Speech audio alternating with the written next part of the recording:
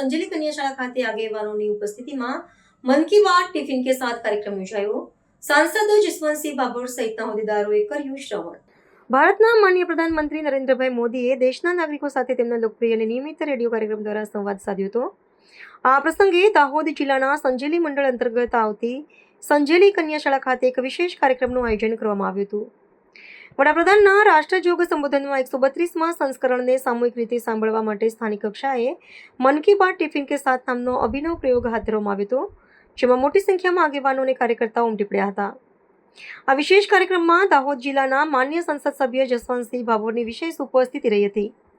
તેમની સાથે સંજેલી મંડળના પ્રભારી શ્રી રમેશભાઈ કટારા, સહપ્રભારી શ્રી ભરતભાઈ શ્રીમાળી, મંડળ પ્રમુખ સુરેશભાઈ ચારેલ તેમજ મહામંત્રીઓ રૂપસિંહ રાઠોડ અને અમરસિંહભાઈ બામણિયા જોડાયા હતા।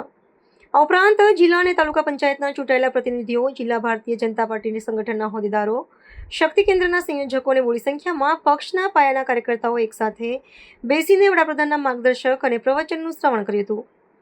કાર્યક્રમ બાદ સહભોજનનું આયોજન કરવામાં આવ્યું હતું, જેનો મુખ્ય ઉદ્દેશ્ય સંગઠન પર્વ નિમિત્તે પક્ષના કાર્યકરો વચ્ચે આત્મીયતા વધારવાનો અને સંગઠનને વધુ સુદૃઢ બનાવવાનો હતો। વડાપ્રધાનના પ્રવચનમાં આપવામાં આવેલા સંદેશાઓને પૂછેવાડાના માનવી સુધી પહોંચાડવા માટે ઉપસ્થિત આગેવાનોએ પ્રતિબદ્ધતા વ્યક્ત કરી હતી। આ પ્રકારના કાર્યક્રમો થકી રાષ્ટ્રીય નેતૃત્વના વિચારોનું સ્થાનિક સ્તરે સીધું પ્રસારણ થાય છે અને સામાજિક તેમજ રાજકીય જાગૃતિના નવા આયામો સિદ્ધ થતા જોવા મળે છે।